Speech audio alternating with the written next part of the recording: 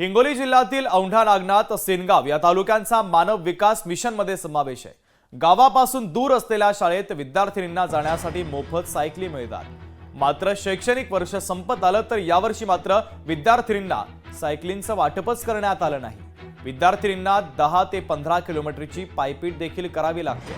मोठी समस्या या निमित्तानं आता ही समोर आलेली आहे। एकंदरीत या समस्येचा आढावा घेतला आमचे हिंगोलीचे प्रतिनिधी गजानन वाणी यांनी। पाहूयात।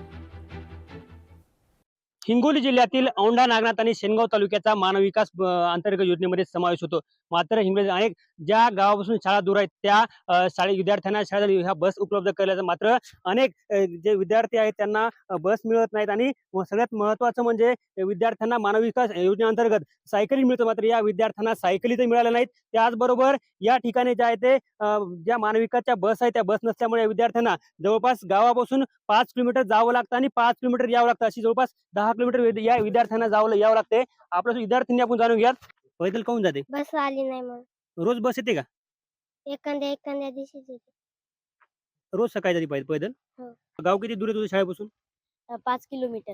रोज पैदल जाते? हो पैदल जाणं पैदल येणं? हो 5 किलोमीटर पायी जातात व 5 किलोमीटर वापस पायी येतात। रोज शाळेला उशीर होतो, सर कलमा करतात। पैदल जातात? हा, त्याच्यामुळे उशीर होतो व अभ्यास होत नाही। तर हे विद्यार्थी आहेत आणि हिंगोली जिल्ह्यातील सेनगाव असो, औंढा नागनाथ असो या तालुक्यांचा मानव विकास योजनेमध्ये समावेश करण्यात आला आहे। मात्र विद्यार्थ्यांना एकीकडे सायकल तर सोडा तर त्या ठिकाणी बसनं सुद्धा मिळत नाहीत। कॅमेरामन राजेश सोबत गजानन वाणी, लोकशाही मराठी, हिंगोली। लोकशाही मराठी ऐका, पहा, जागरूक रहा।